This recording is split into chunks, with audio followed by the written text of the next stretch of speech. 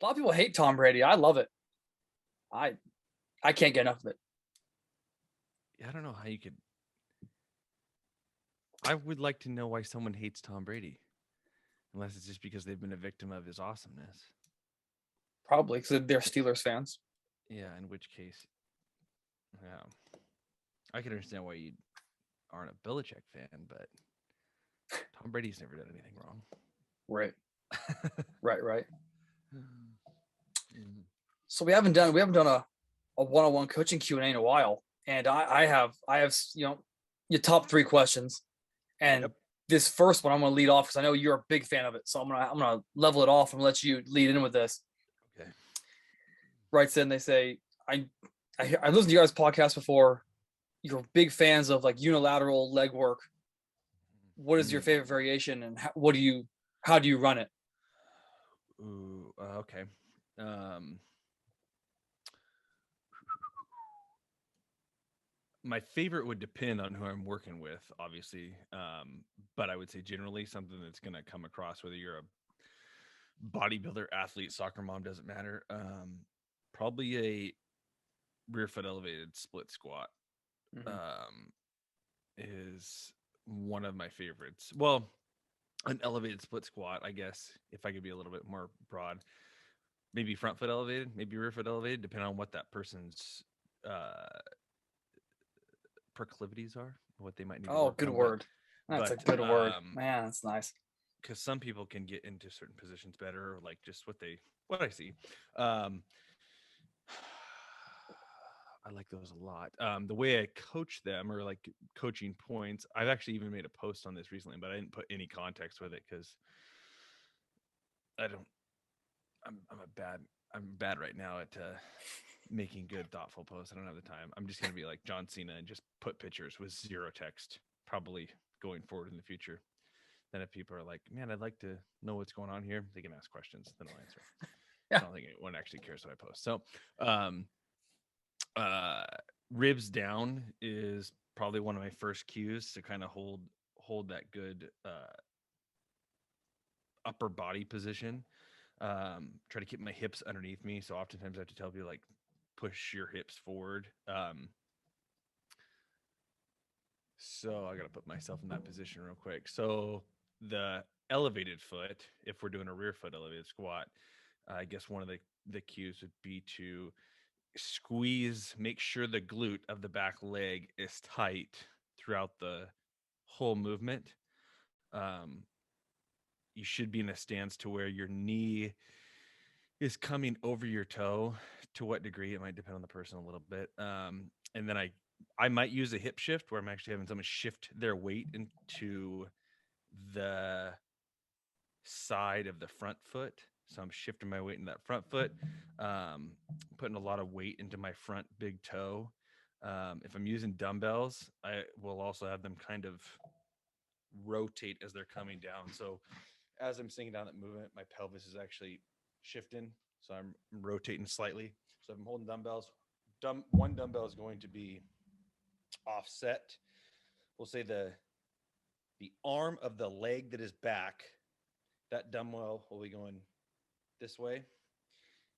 The other dumbbell will just be hanging down on my side like I'm doing a farmer's carry. And I'll actually kind of let my torso twist and my kind of let my pinky aim for my pinky toe on my foot. So I'm actually rotating just a little bit on my as I'm sinking down. I'm like a little vortex, just slightly. It's not a major like a huge major thing. I think if someone is in the gym watching didn't know what was going on, it wouldn't look any different to them than just doing a normal row for elevate split squat. And then the other thing would be don't elevate your foot too high. I think most people I have them on a maybe 7 to 10 inch. I use yoga blocks a lot for elevating feet. So um, there's a time and place for probably any height, but I'm using a lot lower height on rear foot elevated split squats than I think most people are doing. Um, Yes, you like that slight like axial skeletal like rotation on the way down on the way up. yeah, Is yeah. there is there a reason that does that key in a little more leg drive? Um,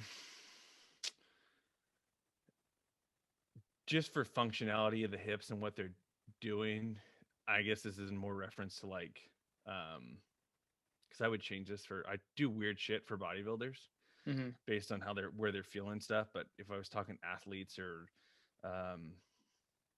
anyone not a bodybuilder, and even a bodybuilder, I haven't probably do it this way. But sometimes I do weird shit, and sometimes I don't even know why I'm doing it, other than experimenting to see. Like, I felt really good right there. I was like, okay, That's the spot. Yeah. that's the spot. Then I'm not gonna argue. Like, I just don't argue things that Right. in the moment makes sense. But doing athletic movements, like our hips are moving. Our hips are moving. Actually moving, as opposed to being these static positions that we kind of get fixed in. So I guess the best way I could say it is being able to transfer some of that movement and the strength you gain there, reflecting a little bit more to the body positions you might do in athletic positions in a sport, I guess. It may be the best way I could say it. Yeah. But I like doing that for sure. I'm sure, I bet there's other ones that I like to an equal degree, but I picked one. I'm going to say that one. Yeah. No, I like a dual dumbbell, like a Bulgarian split squat, that back foot elevated. Yeah. I think the only difference, I think you may have mentioned it, was like heel elevating. Are you into that? Like, I'm a big, like not much, just a little bit, and make sure at the very bottom. And I used to be a big proponent in any single leg motion that at the bottom the knee has to be directly over the heel. Now I'm more of the mindset that I want that knee directly over the toe. I don't need it past the toe, but I need it over the toe, so I get a little knee flexion and that elevation of the heel.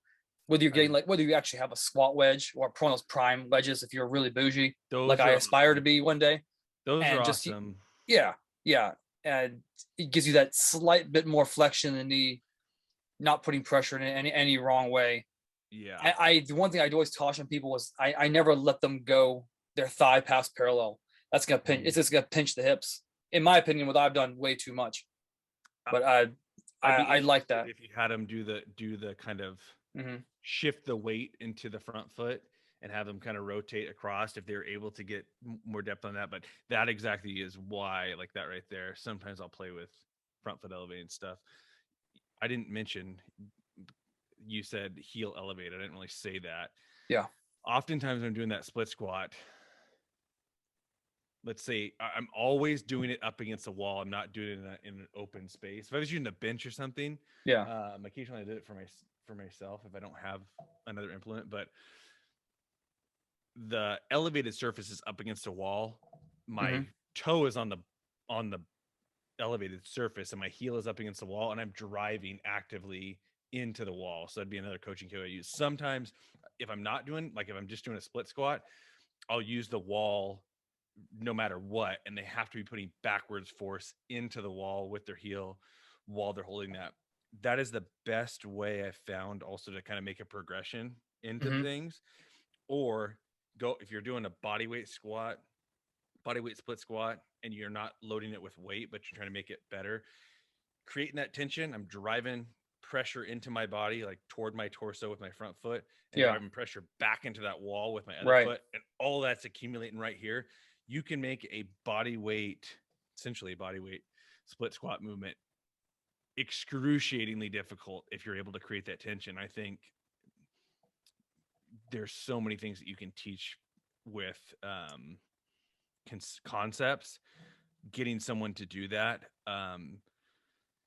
the value of that movement and being able to create tension and understand what that means, understand what that feels like. I don't have a better movement for kind of teaching some of those concepts to someone if I'm trying to get them to do something. So that's just like you were saying, as far as like your change of mindset a little bit from what you used to do to what you do now, knee going over toe and stuff like that. I came from the same train. I've adapted a lot of this stuff over time of what I've seen. So you're saying that back foot, this is something I've never heard of before. So that back foot, you're actually driving more like your toes ball the foot into it. You're not putting the laces of your shoe correct on that. Okay. And you're doing that, and then the heel of that is actually driving into a wall. So you have 2 points of tension. The heel, essentially the heel pushing out forward, and your front foot driving backward. I've never done that. That sounds horrible. I can't wait to try Yes. that on Well, Tuesday. yeah, That's gonna be and great. I Oh was using that hell. a ton um, in like our military setting Hmm. Hmm. because you don't have 35 sets of anything Right. to make things more intense. So Right. um, you can do a lot with creating your own tension in that space. And with that population, very few people actually was like once they got the concept, they're like, Hmm. we don't need weights to do this anyhow. Right. We could manipulate tension and time and that kind of stuff to get you know get the intensity that we desired. So it's a sweet technique if you don't have um, a lot of tools to load stuff too. So Yeah. I mean, do you because I've never done it before. I can't even conceptualize what that would feel like. Is that do you get like an isometric contraction in your yes. glute and on the back end? So I will, in fact, that's part of my That'd be warm great for up. sprinting.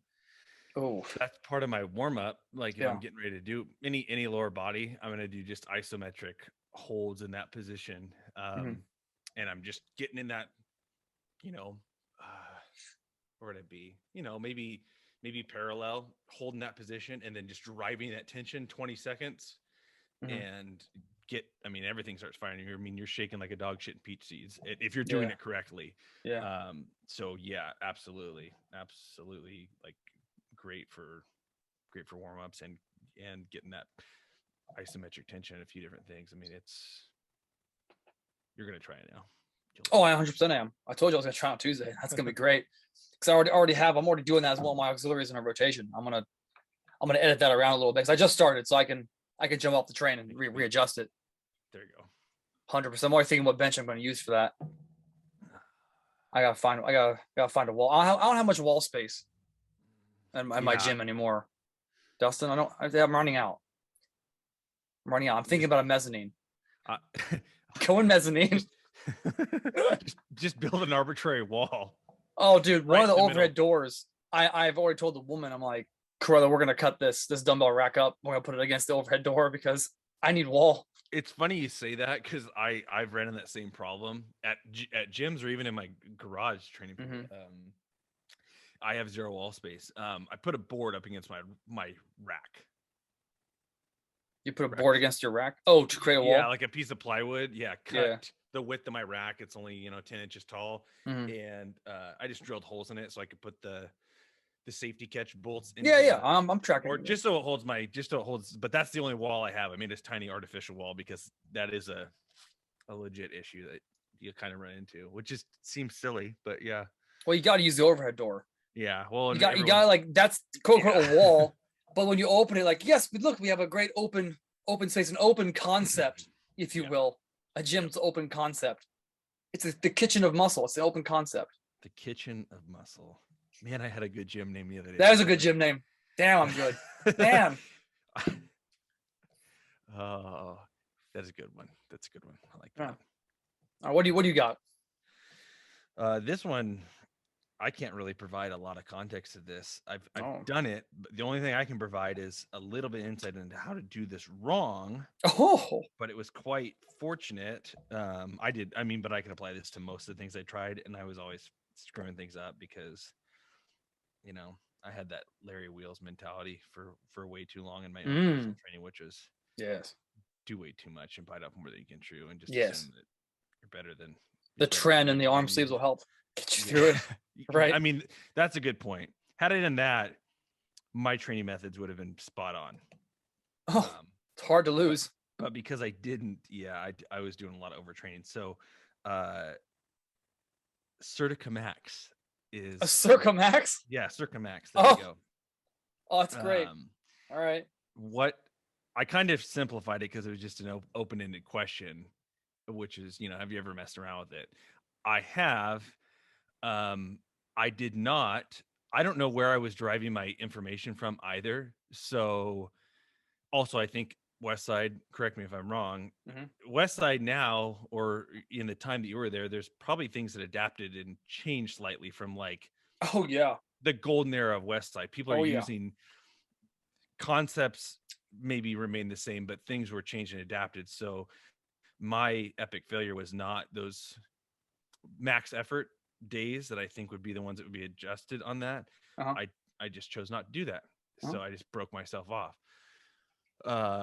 And I was probably overtrained going into something like that as well. I didn't, I was too antsy to move on to another program and test something out. So I never really did these deloads or tapers or anything really before I started something new, which I absolutely do now. So adding the additional things, but I thought maybe like, first of all, who should be performing Circa Max? What is it for? And then what I'm kind of learning into, what are the common mistakes? Because I also know now in my experience, like it's real, correct me if you think something different, but most people should not be doing that. You have to be stud. You have to earn the ability to even be doing that in the first place. So it's not like most people that would be asking me that question. The person that asked me that actually legitimately maybe should be messing around with it. Okay.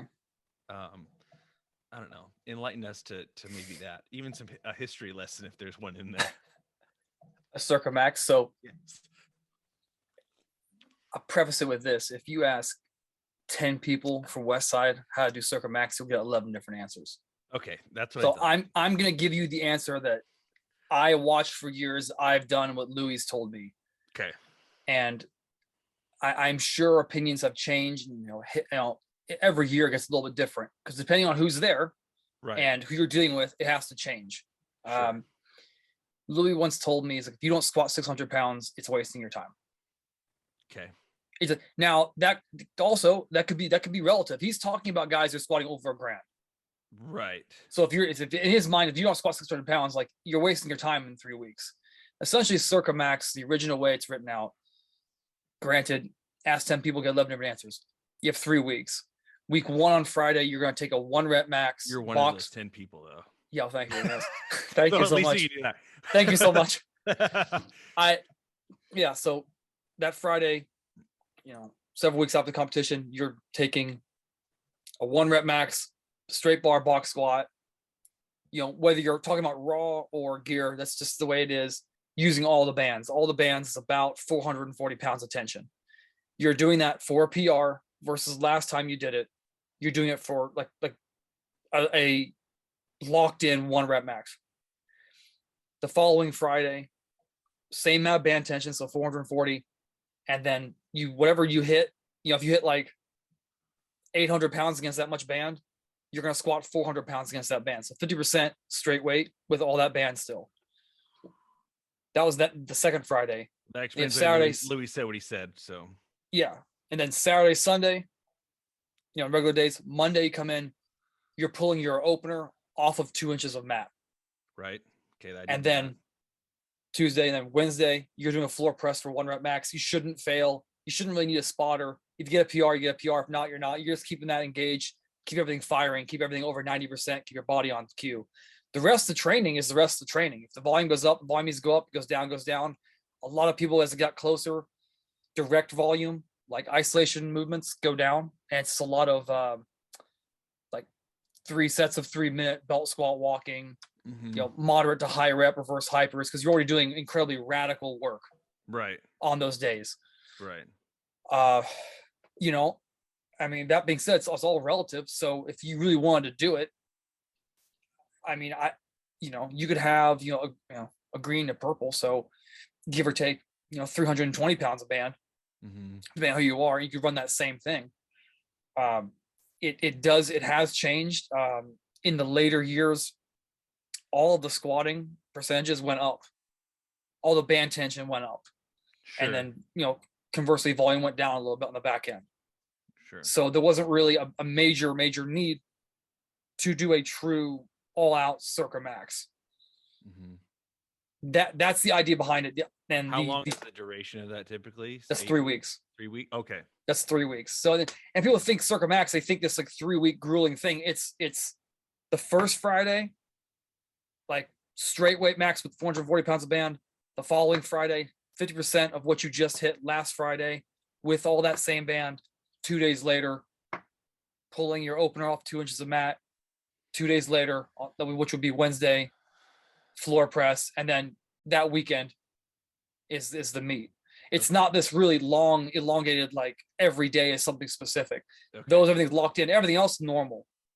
Okay. Totally normal. Accessory stuff, just Totally normal. not, okay, that's Totally normal. I mean, if there's anything that spikes your strength, like I know if I'm getting ready to like hit a bench PR, those 3 or 4 weeks leading up to it, I'm gonna do a football bar concentric JM for reps. mm-hmm. That spikes I can't do it for long because it'll just rock my elbows. But Sure. if I do it, I can run that for 3 to 4 weeks and my pressing power increases. So that's where the real nuance to that That's the comes in, nuance. why you get 10 different answers. It starts to come from those things. Yeah. And Louie would always say, like leading up to a bench, when he knew he had to hit, he was going to retest a big bench. Those 3 or 4 weeks, he would do lateral raises. He would save them, not really do them, and then those 3 or 4 weeks, he knows if he injected those in, his bar stability went up so much. Sure. So that's an ideal. You got to find those isolation auxiliaries that really work for you. Yeah, you got to run them on a regular basis throughout the year, but leading up to the last 3 or 4 weeks up to a meet, get off them. For like 6 or 8 weeks. When you go back to them, they're really fresh and they spike your strength hard. Sure, so that's the idea behind Circa Max. It depends on the person too. Some people don't need to do that because the whole generality behind it is just a super compensation.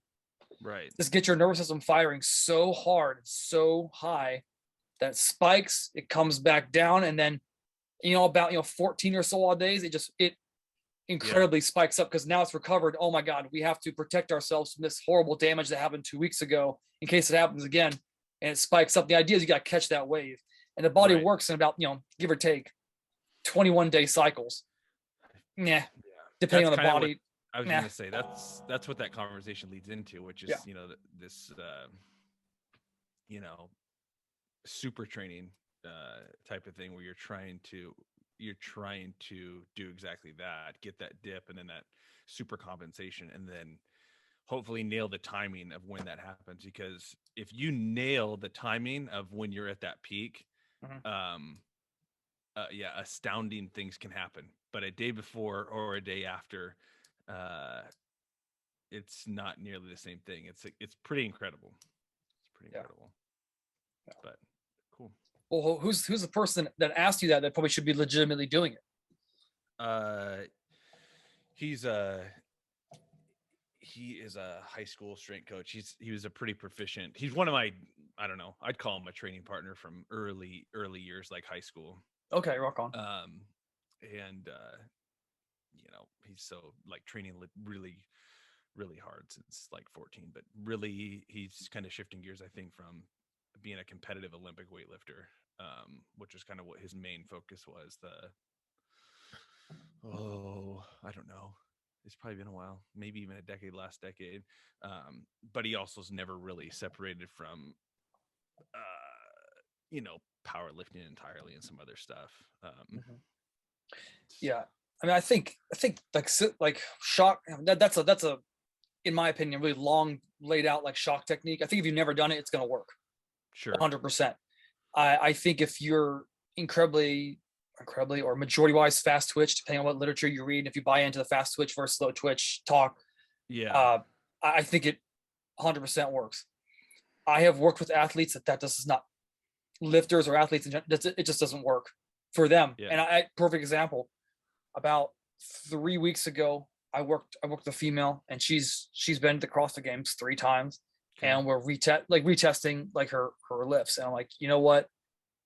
The last couple times you've done it, it hasn't gone well. And there's nothing really correlated. There's a lot of outside stress going on in her life. So okay, that could happen. So I was like, you know what? Let's just do this. We know you're, into competitive CrossFit and you're in that world and, regional level. Let's do this. Safety squat bar, do a 5-rep maximal effort. I don't want to call it a max, but as much as you can for 5 reps. Then we'll go into that. We'll test your bench for 1, and then we'll do a sled pull. So she gets under the bar, and I have the safety squat bar I have is one of those ones made by Powerlift. So it's like a 75-pound bar. It's got like spider handles on it if you want. It's got close yoke handles. It comes over you. So it's like a hybrid Mars bar. It really is crushing down on your arterial. Like, it's very difficult to breathe after 3 reps with like 85% and above. It gets difficult. So she hits 240 for 5. goes into benching. Now I gotta be honest with you, like after you squat, let's say the squat bar and max it in any capacity, like my back's Mm-hmm. pretty done because it's Mm-hmm. gonna manipulate you. She gets under that bar and she hits an 8-pound bench PR. Like she's been struggling to hit a bench PR for the last probably better part of 6 months. It's interesting. It shouldn't happen. That No, that should that shouldn't happen.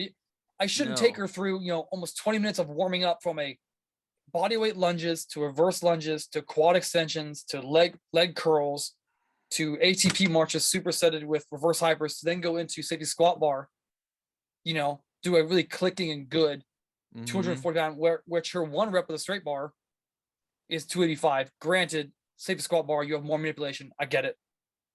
But a 5 rep there and then go into a bench press and hit an 8-pound PR on a bench.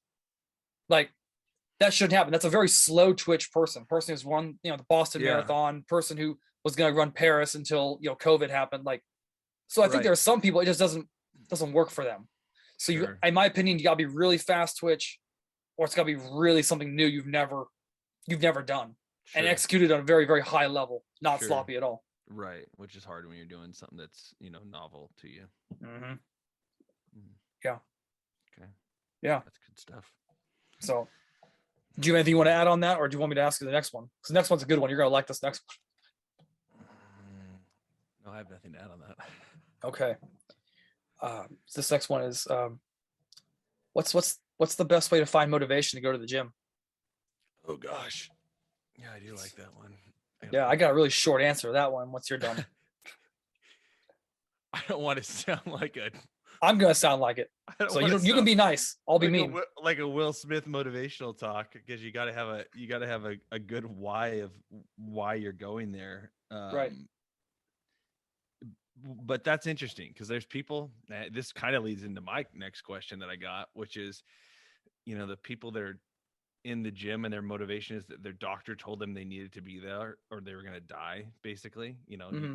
we got to like have some issue that's weight related. It's like, well, we got to attack this from as many angles as we can to get you into a good place. That I have never seen that be a motivation for someone. Like maybe to get to the gym and get a membership. Yeah.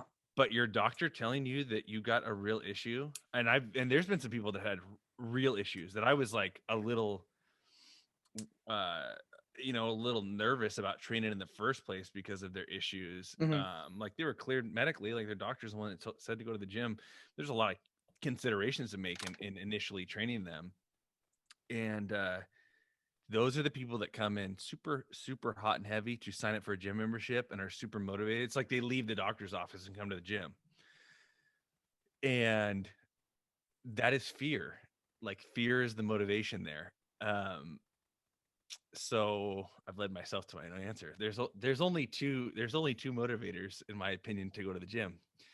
It's fear and love. you and I don't necessarily mean love in you got to love going to the gym, but you have to have a love for whatever you think the gym is going to be providing for you. So if you're coming from a place of health, or you're coming from a place of like if my wife's training, it's so she doesn't get manhandled by a code gray and a patient going wild in a hospital. Yeah. Whatever that, but the love of coming home and not being hurt is the motivator. So I mean, yes, it is the why, but I think there's two motivators and only two. And the ones that are motivated by fear will not be doing it for that long. I could probably prove my point. Or no, I wouldn't. It's still, people might get it misconceived. Like if I'm preparing for battle, like, yeah, fear is the motivator, but it's probably the love to come home, because if you didn't have a reason, like that's the person that I would want to encounter on a battlefield. The one that doesn't have, something really to come from. We see that fighting is such a good example of that, but people's motivations. But yeah, you got to have a strong love for why you're going there in the first place, and not be going there because fear, which vanity alone, all those kind of things, those are derivatives of you're fearful of you're fearful of something, whether it be judgment or uh something that you're placing upon yourself. So I'd take a real hard reality check on, can I correlate this back to love, or can I correlate this back to fear? Okay. And my answer would simply be, if you're asking me about motivation to go to the gym, you shouldn't be going to the gym. Like, you shouldn't. Like, if you're looking for a reason like to go, like, it's probably not for you. That doesn't that coincides exactly with what I'm saying. Yeah, 100%. probably not for you. I mean, I think there's a difference. Like, I've seen people, and I've done it myself. Like, you go onto like YouTube, whatever, and you look up, I don't know who, like Ed Cohen, Sure. like Ed Cohen, like the videos, like him, like doing the back is like pulling day at quads, like back in the late 80s. Like, that's great to watch. Like, but there's a difference between looking for motivation and then looking for information. It's a major difference. So like, Yeah. when like you and I are watching that, we're looking for like, what position is he finding himself in? Right. What moves is he doing next? Why is he doing that next? How is he executing that? Where is the elbows at to get the upper back? Sure. Why is he doing these numbers? Where is the volume going from where it's been to where it is going? What are these? I think a lot of people watch that stuff and they think like, yeah, it gets me juiced and fired up. And that's all great and good. But if you need that to then go into the gym, probably not good. Like, probably not. So you probably don't need to go to the gym that day because you're probably burned. You're probably burned. That's exactly what I was gonna say. Yeah. Yeah. If you're mentally having these conversations with yourself, like, why do I need to find motivation? Or you think that, I mean, I think this is the other notion. That tells me like that person thinks that everyone else is thinking like them. My real question is like would be to you, someone that I know, has been doing this for a long time. Like, how many times you went to the gym unmotivated? The majority, I don't mean, there's been years where like or getting ready for a competition or a show or something like that, like motivation's very high. And my fatigue level might have been the highest at some of those points where, I should have been taking more time off, but I was extremely motivated. But yeah, I find myself way more oftentimes I'm not motivated to go, but my goal and reason for doing it is so strong, and it's become so much of a lifestyle too.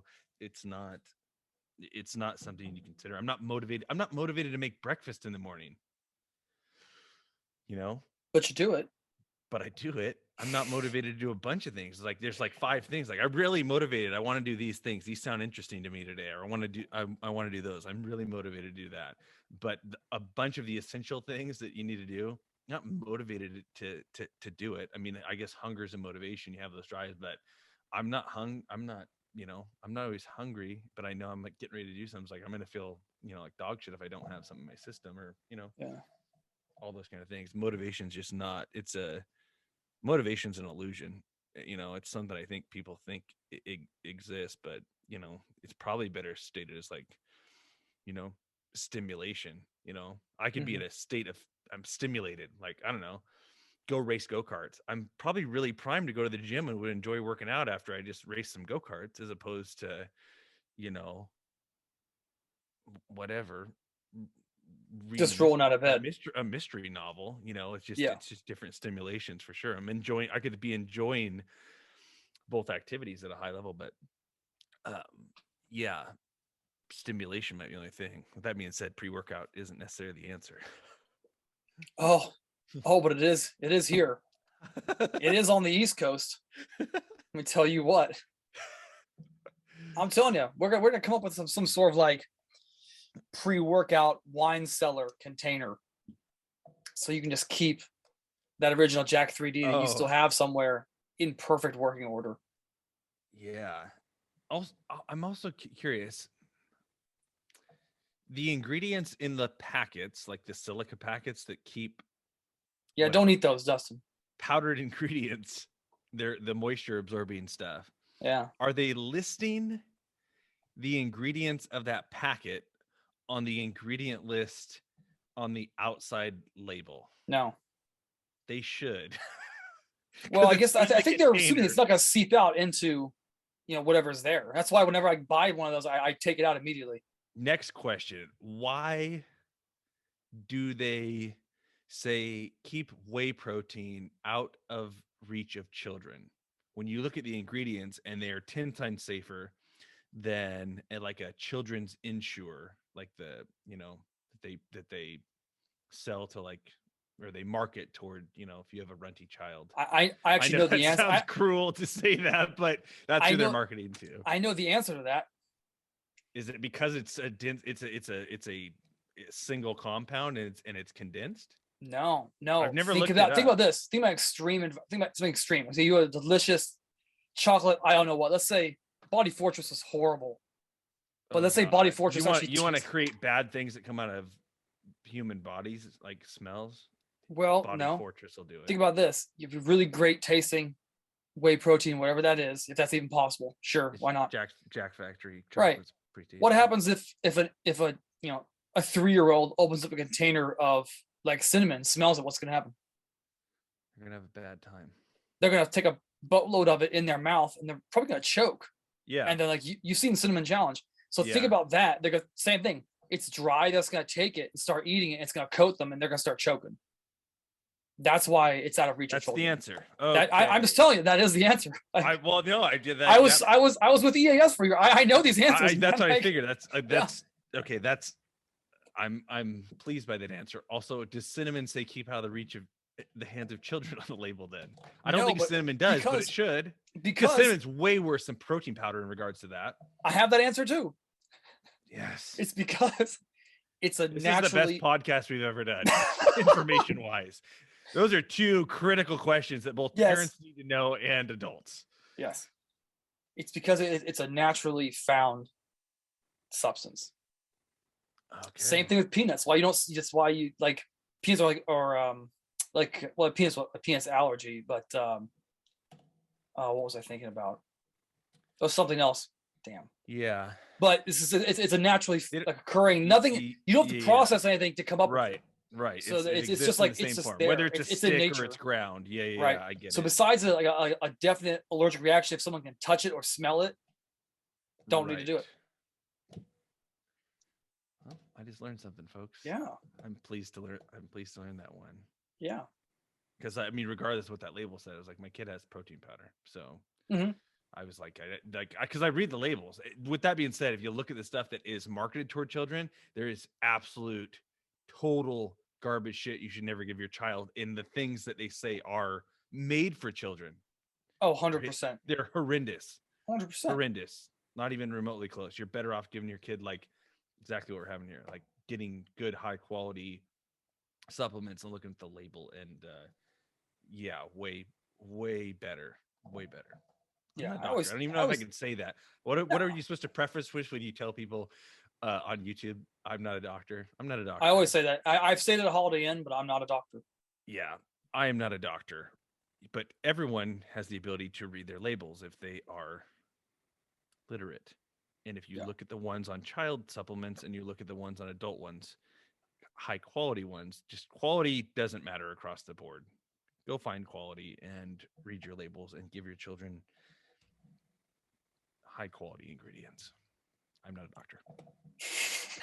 Not a doctor. Endorsed by strength coaches. Not a doctor. Not a doctor. Not a doctor. Yeah. I always tell people myself as doctor quite often, though. Right. No, I always tell people whenever they ask me for nutrition advice, like, well, A, I'm not a dietitian, so legally I can't tell you. Right. And B, I would say if it wasn't here 220 years ago in 1800, probably not a good idea. Yeah. Just if you think about really basic like that, like the whole people say, well, if you can't pronounce things on the back of the label, like, well, there's so many different reading impediments now.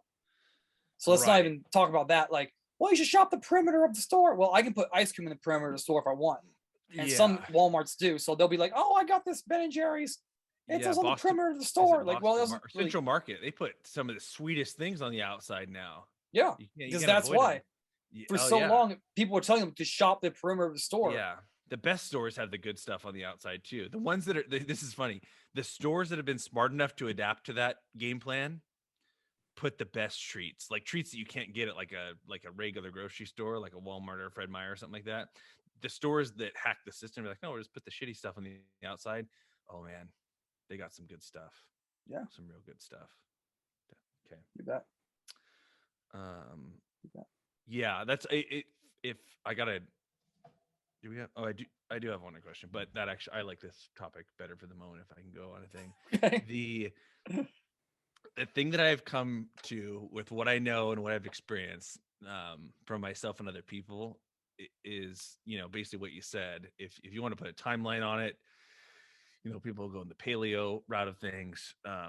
You know, there's some really good genetic conversations to be had, and I think there can be some interesting nuance to food when it comes to maybe what your family heritage was.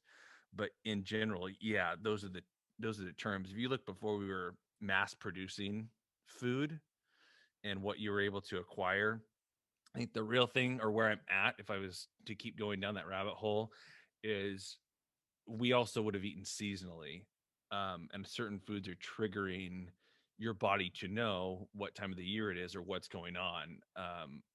There's a whole bunch of, people love to rant on these evolutionary things. I've heard one person bring this theory up, which is, if you took it, obviously your environment would dictate that tremendously too. If you were in the Pacific Northwest or, in a Norwegian country, you have access to like fish or be able to store it for a long time. So you can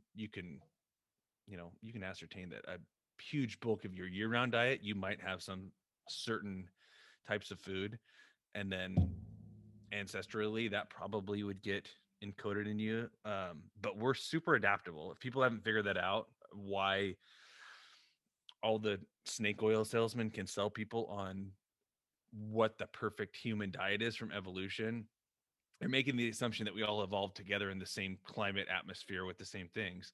And that's like why no one questions people on that is beyond me. Because people still live off some of these diets. Blood is one of like the main ways people are getting nutrients in some of these tribes. I like some people try to call it the liver king. This is probably one of the most interesting topics, because people like they're calling him a snake oil salesman to the third degree. But it's also because he's pushing on his ancestral tenets that he lives by. I don't care it. I whether or not someone actually does that, there are people doing that. So you can try to ostracize him if you question, whether he's being honest or not. I don't care. There are people that live by those things. And they've been living by that for a long time. But if you drop them into an environment of another culture, that's living off the land entirely, they might have some issues with some of those things. That's why what's one of the hot button. This one doesn't seem to change either. Like dairy in the fitness world and bodybuilding is just they can't come to the notion that there are people that are lactose intolerant. I think that's the norm, whether it's normal or not, to be, evolving to where once you're not an infant anymore, you develop a lactose intolerance. You're not supposed to have it. There are people that don't have that are, you can call it mutants. We could go on a really good rant if you want to talk about, people should look this up. If you're just interested in thought-provoking conversations like Joe and I are, what is the theory? Spiteful mutants is an interesting theory to look up. I'm sure you haven't been introduced to that one, but if you're just you like thought-provoking conversations, you're interested in things. I don't know anything, but I do like having these heavy thought conversations with things. So that's a fun one to look up. But we can move on to the next topic before we go too far. Yeah, I once remember Jay Cutler, the bodybuilder, not the football player, saying because he has, I thought it was O positive or O negative blood. It's the same blood type as me, that Yeah. he can get away with eating more red meat. Yeah. Because that's just how it's programmed. And I started thinking about it, and I'm the same way. I can eat red meat; it's not a problem. I can process it. It really is not an issue.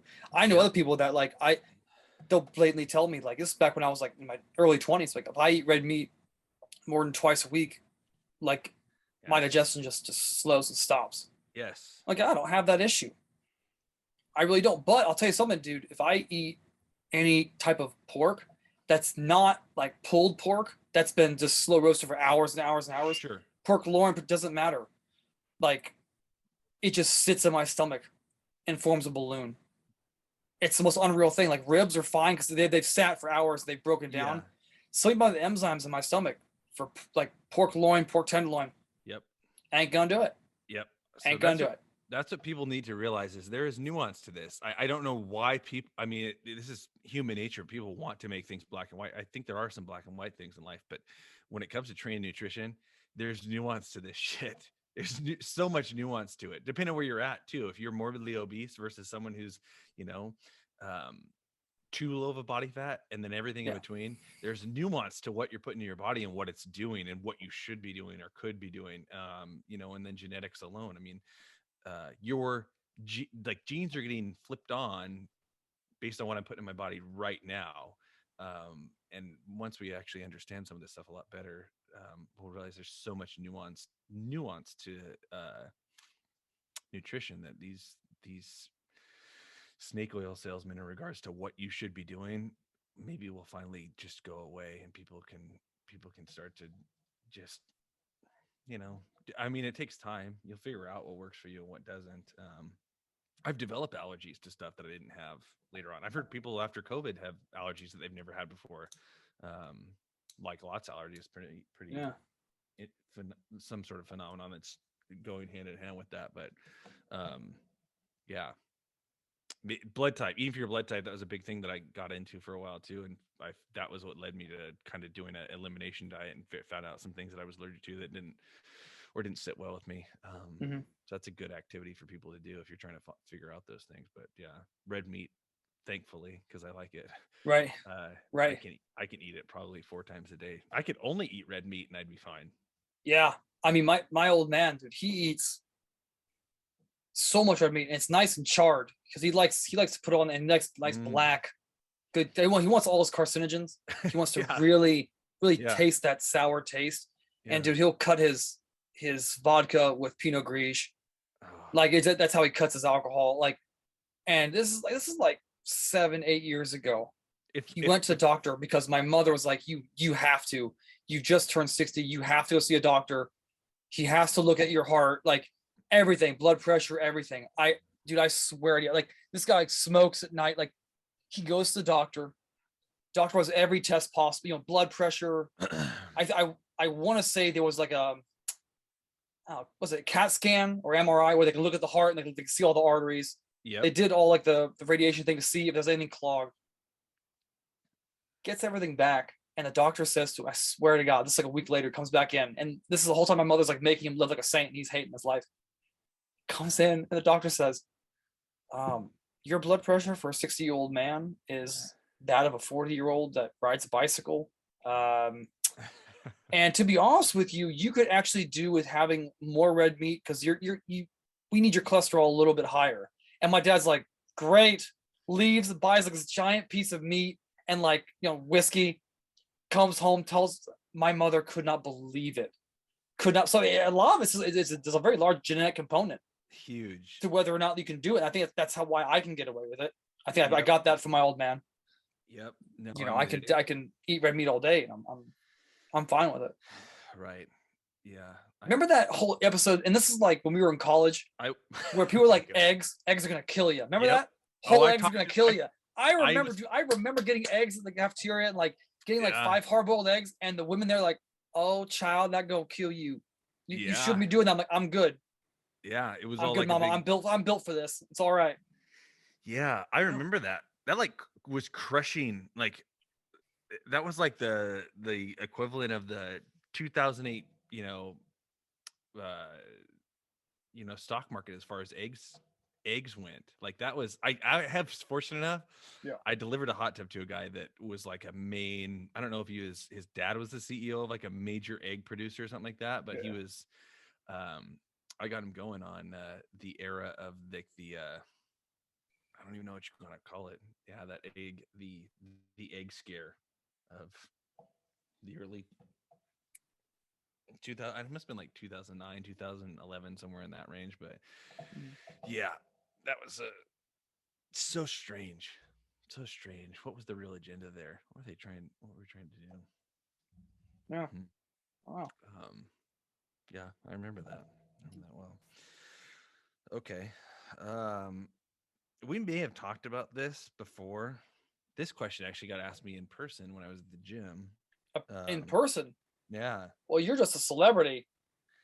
it's so funny. I don't train at this gym very often. We were gone for Easter, so I train at a gym that I probably train at once every like a couple years, Is it a sexy gym? maybe once a year. It's not. Oh, It's not that's bad. unfortunate. It's not. But it had a couple things that I don't have access to that weren't bad. Okay. Um, other than the fact that the biggest problem with like I don't know who supplies the do you know, this is a great question for you, Ooh. to chain gyms like a Snap Fitness, Anytime Fitness. I don't know what you have out on your LA Fitness. Yeah.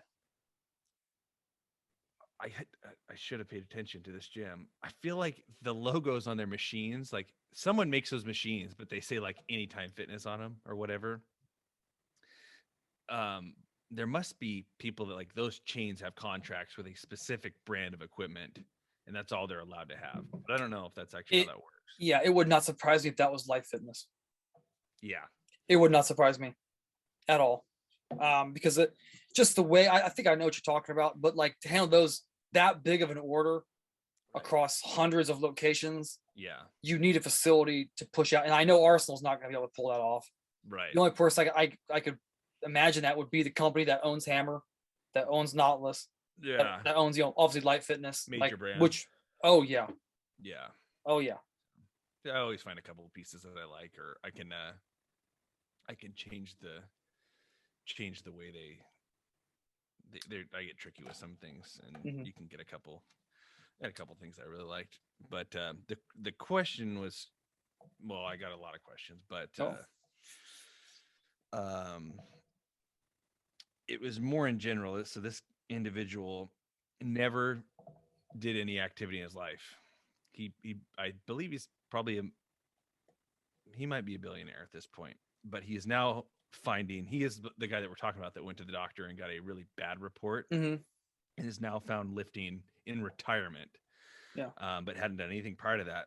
So very smart individual, but absolutely zero IQ in regards to anything health and wellness wise. So he's trying to find it later in life so that he can actually enjoy the fruits of his labors. It's a pretty interesting situation. But the number one considerations, I guess I'd make, are top three considerations for someone who is finding this lifestyle later in life,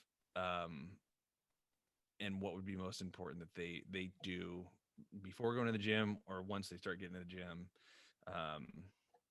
and why they should be taking those things into consideration so they don't fall off the rails too quickly. Yeah, I mean first off, before we dive into that, is this guy in and around Seattle? Yeah, further toward the coast, actually. Okay. Well, I would say firstly, if he's doing that, and if you're a billionaire, you got to open a gym and just buy the best gym equipment possible. You drop about $2-3 million, open a gym, and you've cornered the market in that area, because there's nothing that $2 or $3 million couldn't crush in that area. You fill it with Arsenal and Prime, and you'll be set. You'll have NFL players going there. So that's a whole other revenue stream for him. $1 million idea right there. So that's the same answer I'm going to give you is the same answer I give people who are either overtrained or completely stop going to the gym, because people do that from time to time. They stop going to the gym for 2 or 3 months. I don't know how that's possible, but they do. And getting back into it, I tell them the same thing. It's like, all right, go in 1 day a week for the first 3 weeks and make it a full body. Take your time, write your numbers down, make it a full body. And then 2 days a week, go for a 60-minute walk. with your wife, with your dog, or just by yourself with the podcast. After those 3 weeks, go to 2 days a week. Both of them are again full body, and then again go for a walk for 60 minutes twice a week. After those first 6 weeks, next 3 weeks, go in 3 times a week, and now we can get like, this is a lower body day, this is a pulling day, this is a pressing day. Doesn't have to be anything crazy. Just start split it up a little bit. Still going for a walk twice a week, 60 minutes. And then after those first 9 weeks, 10, 11, 12, sticking with that 3-day week in the gym, adding on volume, and still going for a walk 20 minutes. And at that point, after those 12 weeks, you're probably going to be on an automatic pilot by that point, because it's a slow build from nowhere. Like if you ever deal with someone who's like burnt out, doesn't like going to the gym, just tell them, listen, man, go to the gym on Wednesday. I just want you to bench 3 sets of 20 and then leave. Like, do you want me to do anything else, like triceps or anything? Like, no, just go in and bench 3 by 20, get a good pump and leave. And they're probably going to leave if they've been to the gym before, like, oh, I can do more than that. And next time they're going to have this little intrinsic motivation, like, oh, I'm going to do more than that. Sure. Because I'm there. Why not? But someone like that who is doing it because they've burnt so hot for so long to develop a life, and now it's like, okay, physically, I need to take care of my body. I think the worst thing you possibly do is like jump into a even like 3-day a week thing, even moderately. It's just too much. It's too like when people like big thing. This guy, is he overweight? Yes, not tremendously, but yeah, definitely over. So my thing is this: pounds now overweight. He's making progress because he asked me similar questions 2 years ago. I think it's the last time I saw him. But I mean, you're talking about people who are overweight. The first thing people are going to tell them in training, I'm like, well, we gotta get on the elliptical or get on the treadmill for like an hour, and we're gonna do that. Like, on the whole, let's think about this right now. Like, how are you gonna be able to sell a man on that? On the whole, are you gonna be able to sell a man on, let's go in and let's bench press, let's get a huge like pump in our chest? Right. You're gonna be able to sell them on that. Same thing with women. Like, I'm not gonna be able to sell them coming in, we gotta lose weight, but yeah, we're gonna stand this elliptical for 45 minutes. Like, no, I'm gonna be able to sell them on going to the gym, getting in the routine by saying, we're gonna come in, we're gonna do some really light controlled squats, learning how to squeeze our glutes, and we're gonna do one like glute auxiliary, then we're gonna leave. We're gonna burn calories simply by them getting up out of their chair, getting in a car, even driving to the gym, getting out of the car, walking into the gym, doing that, 3 sets of 20 on bench, leaving, getting back in their car, driving home, getting out, getting back home. You're already burning calories. You're already in a winning scenario. So it's better to sell them on that and get them hooked on that versus, oh, I gotta go, I gotta drive to the gym, I gotta do cardio, I gotta do this, I gotta do that. And I'd rather stimulate muscle growth, which long term is going to burn more calories anyway, chronically, than an acute elliptical session. Granted, you have like an exercise post oxygen consumption. I get that. I understand. But to me, it's a better scenario because you're trying to hook them for longer than 6 weeks. You're trying to hook them for 6 years plus. Yeah. And get them into a feeling. Yeah. Yeah. Well, I think the thing that goes after that too is the progression feedback you get from doing those things. You don't get a lot of progression feedback from cardio equipment. At least, I mean, I have created scenarios where people get really competitive about, being able to row so many meters on a rower and do little competitions, things like that. But we're not doing that for fitness progression. We're doing it more as a challenge. And some people really feed off of that competitive environment, which is, great when you find those images, but that's not everyone. But everyone can be making progress on lifting. And that seems very consistent across the board for males and females. The biggest motivating factor I found for people, if we want to talk about how do you find gym motivation? Make progress in the gym. That'd be an interesting thing to ask the person that said, like, where do you find your motivation? Is like, have you been making progress in the gym? Like visually, They don't know. You see changes. If you can't answer that, it's like, well, that's why you're already derailed. You have nothing. You're living in insanity. That tells me you're probably going to the gym and you're not making progress. You're not making progress and you're doing stuff, or you think you're doing stuff differently. No, you're just driving yourself insane. You should be going to the gym and making progress. If you're not, you should be able to figure out why. And if you're okay because you're eating 2 tubs of Ben and Jerry's, but you're getting stronger, whatever, awesome. That person can be way more motivated than the person that's going to the gym and just not seeing results in any way, shape, or form. It'd be the scale or the mirror or the weight on the bar or my time in the mile, whatever it is. That's definitely something. And I think with the strength and conditioning coaches talking about progressive overload, just in general, whether they're talking about hypertrophy or you're talking about getting stronger, you have to keep numbers at some point, whether it's the amount of sets you're doing or the numbers you're hitting, PRing numbers. Like, you have to have something that keeps you, especially if you're not like actively competing. You have to have something that does that for you. And a lot of people, they don't, because they go in, it's like, what are we gonna do today? Well, I saw a workout on YouTube. It goes back to our YouTube conversation of like, oh, okay, like motivation versus information. And they just kind of do that. And they just kind of like hop around. They never have anything steady at all in any capacity, even if it's just the first movement they do for like bench. They always bench somehow. And they chase it in some capacity. And the rest of it, they have fun. Have something in there that you can gauge, something you can gauge, which is funny because that actually brings up the last question I have, which is a very good one. And it actually ties into our conversation with both Coach Davis and Coach Feld. Okay.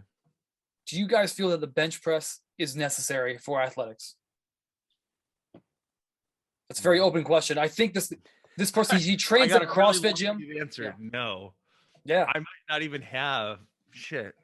Yeah, let's say this. Like, do you think it's necessary? I can't tell you the last time I put bench press in someone's program that didn't say I'm like, it's important to me to make progress on my bench press because, or like maybe getting ready for a powerlifting meet or something like that. Yeah, you're going to bench press. But I've had people right after the powerlifting meet, guess what? No more bench press. You're going to do some other stuff. And every time we start to come back and throw that back into the mix, they're stronger from having done different variations of dumbbell movements. And, if I was fortunate to have a lot of access to, different types of accessory bars. So we could do neutral hammer grip things. And, I can load push-ups up in heavy ways as well. And just to change it enough to where you're hitting all these other little points that people have missed. But I would be so confident in training an American football player for their entire career at any level and never bench pressing. Yep. And being a stud in the weight room. Yeah. Yeah. That's good. That's a good answer. Like it's funny. It's like this feeds right into like my philosophy when it comes to like Westside conjugate type training. Mm-hmm. Yeah, bench is really big, but a lot of people don't understand with Westside conjugate training, like it's specificity. Mm-hmm. So a lot of them will say, well, they squat, bench, and deadlift. Like, well, yeah, those are good basic exercises. But if you're not a power lifter per se, and you're not training for the combine, which is when you really need to be benching, like where you're going to have a straight bar. You have to load that pattern. To be honest with you, I would much rather have an athlete, especially a football player, if we're talking about that, just doing a maybe 30-degree incline, like dumbbell bench. And that's their home. Because if you look at that, you stand them up, they're going to be slightly leaned over, closer grip, elbows at a 45, actually coming up through a jamming position, stability. And then if we are going to lie flat, I'm going to have them do a bamboo bar bench. Like, absolutely. Like, I don't think it needs to be touched. Like, I work with a couple right now. That's what they do. And it goes back to my, like, the earlier point I brought up with the female athlete who saved the squat bar for 5. Like, if it's not like your sport, well, what can we do to get the pattern? In this case, a pressing pattern or a squatting pattern, but that's going to tax you more bang for buck with what you need to do. Because you're not a power lifter.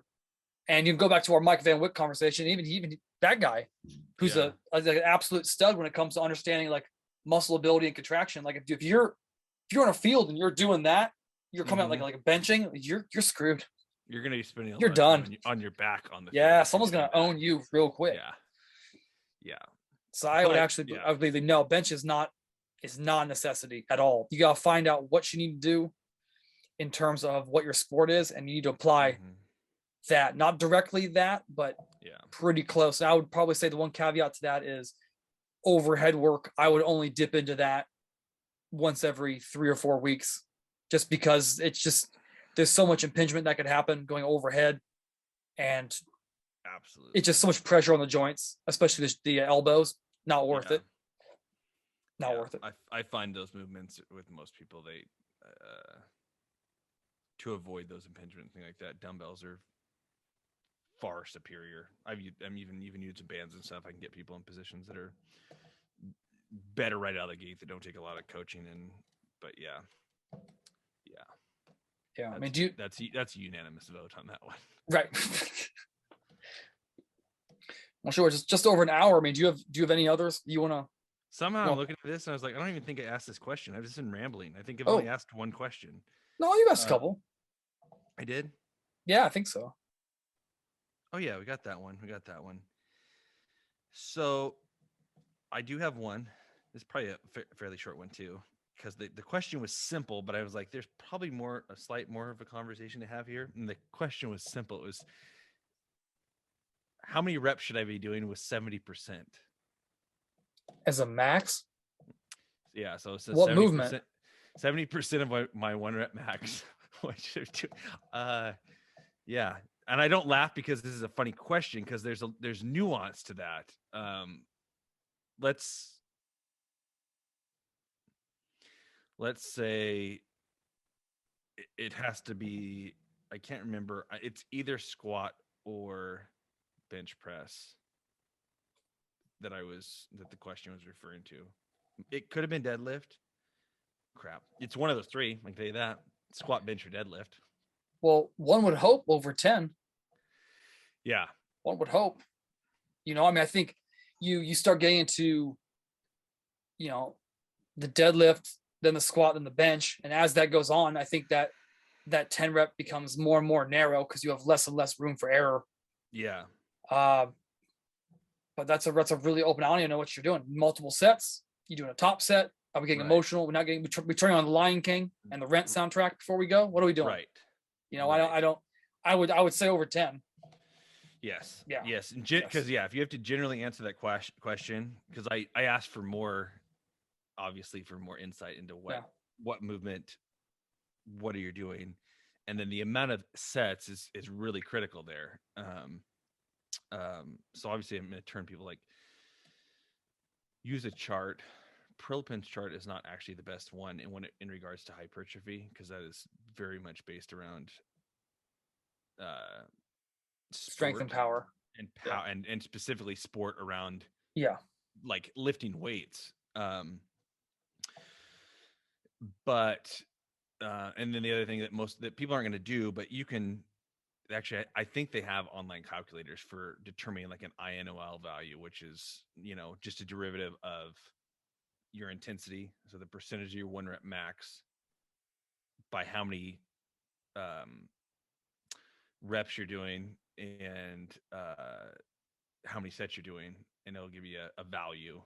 Mm-hmm. And you could add those values up. I used to do this with all my programs to get an idea, and there's more to it. You can have a general range of this was a good amount, like this value is going to determine how taxing this single session was. Yeah. And then we should accumulate this much, like the number should be around here for like a whole week's worth of training.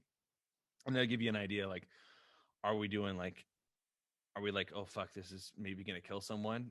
Or is this like, oh, this is not enough stimulation to even elicit something, but is it like maybe a good range for a taper or something, or a deload? Or like, oh, this is a good adaptation window. So it could put people in a general sense of what they're doing. The person that I would say that would want to go down that rabbit hole is the person that's writing their own programs and using percentages. You should do that. If you're following someone else's program, don't worry about that. If it's percentage based, like, if you want to fact check them and figure it out, it's not that complex. You could figure it out to know if the person's like an asshole and doesn't know what they're doing. So it's a good thing to be aware of. But we're going to come on that scale too. So if we were to do, if we're doing more than 10, let's say we're doing 12 reps at 70%, and then we're doing three sets, I'd say like that's a realm of, that seems like a normal thing to do. there's nuance in the sense that oftentimes I've started programs doing 6 sets at 70%. Maybe this is week 1 of my program, but I'm doing 6 sets, and my recovery time between those sets potentially is maybe shorter. I'm getting maybe more of a pump out of that. So there is nuance, and if if you're to go through the system of how taxing is that, they're going to come out the same. And we're doing 36, I think that's right, 36 reps in both those workouts. That feel right? Mm-hmm. So based on the calculations, it's going to come out similarly, but rest time between those sets could drastically differ, like how that workout goes. If you take too short of a rest, you might not get all your reps. If you take too long of a rest, you'll get all your reps or most likely you will. But there is some nuance there, because that's usually where those questions go, like, what if I do this? Or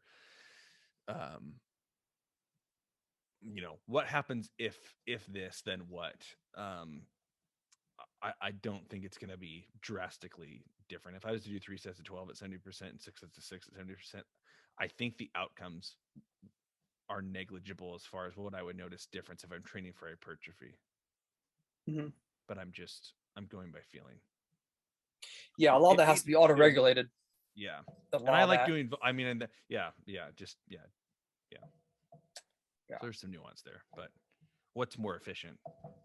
Yeah, I mean, I used to dictate to athletes, like, I want you to hit 5 reps.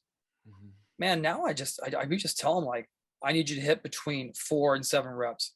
Mm-hmm. And get a strain out of it. I don't, because it's just, dude, it's just, unless you're there every time, mm-hmm. and if you're working with people remote, or right. if someone can't make it, has to come in by themselves, like, you can't be there. Yeah. So you don't know what's going on. You don't know what's happening in their life. Right. So there has to be this balance. Yeah. That's why I give them a window. And I remember Coach Warner and James Madison telling me that, and thinking to myself, that's a horrible idea. I don't want an athlete doing my job. And then I started thinking about it years later. I'm like, but if they get better, it'll be because they tried. And if they won't get better, it's because they weren't trying. And dude, I've sent programs out, and I've been tagged, by people doing them. And you watch it and you're like, dude, you got to add weight to that bar. Cause yeah, I wanted you to do it was like 3 to 6. Yeah. They hit 3. I'm like, dude, where was 4, 5, 6, 7, 8, and 9? Right. Like, I don't like, are you injured? Yeah. Like, no, I'm fine. Way more feedback. Why are you stopping? Like, I've had to fire more than I hire. Yeah. Yep. And I don't hire that often. Right. So I don't care. Right. But like, it's like, you watch stuff like that, like, I don't think you got it. I have a standard. I think you like the idea of what you see on Instagram and what you see on YouTube. Yep. People lifting heavy weights. I don't think you like what it actually entails to actually do that. Yeah. I don't think you get it. Right. I don't think you understand. Yeah, that's the same thing. That's probably the person that's also asking, how do you find motivation to go to the gym? Probably. Same person, probably. Probably. Yeah, I found that I was so anti just a different form of auto-regulation, because I'm a huge fan of auto-regulation, like a version of APRE, where you're basing your workout weight based off of a max rep. So I'm going to hit this percentage for as many reps as I can. If I get 8, I'm going to stay at that weight. If I get 10 or 12, I'm going to add 5 pounds to the bar. I really like that and use that a lot. And I was so anti, reps in reserve or RPE, with the athletes that I was working with. But it was more when they were advanced that I was like, no, I don't want to use this. When it came to general population and things like that, the way I found that I liked it a lot was I taught everyone what a 10 feels like. Mm-hmm. And then, or what their 10 feels like, what a true 10 feels like. I found that's why I didn't like it. It's because people didn't know what, if you're using a 1 out of 10 scale, oftentimes your sets are going to be, between 5 and 10 on a scale of, how intense, or if reps and reserves can get a little mentally confusing for a novice lifter. because if you tell them to keep 3 in the tank, I just find they're keeping 5 or 6 in the tank. That can be a really hard thing to gauge. But if I tell them, so this is the other scale, which is I want this to be a 10 out of 10 as far as taxing, meaning if you're hitting this many reps, I don't want you to be able to get any more. It's just another way of controlling failure, but you're not letting them go to failure on all their sets. If you teach someone, it feels like if you're able to work with them firsthand, or you can see it through video for sure. That was a 10. Like, that was good. Remember that 10. Doesn't mean like an 8 or a 9 is bad. It's like, this said I want you to hit an 8. This said I want you to hit a 9. This said I want you to hit 10. If they can establish a 10, you could muddy the water with the other things a little bit, but at least I know when I expect them to get a 10, they're getting a 10, or at least they know what it feels like, and they know when they shortchange themselves, so we can have that dialogue. But if you can establish a 10 in someone's mind, I can use that system. I can use that system well. But if they don't understand what a 10 really feels like, not using it. Right. They just, it won't work unless there's someone that already understands a 10 and I know it. Like if I gave you something and said like, hey, hit a 10. Yeah, but our 10s are like 11s. Well, yeah, it's like unhealthy level. That'll be a segue in my memoir of what it means to live, what it means to live like at a 12 on a scale of 10. That could be the title. What it means to live at 12. What it means to live at 12. That's what it is. I've always thought mine would be entitled "Life, Love, and Lifting."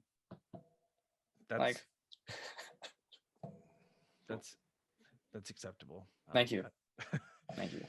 Yeah, there are 12s. I think it takes, you have to be wired right to go to that deep of water. If you're 11 is all these blood vessels break above my eyelids. Yeah. 12 is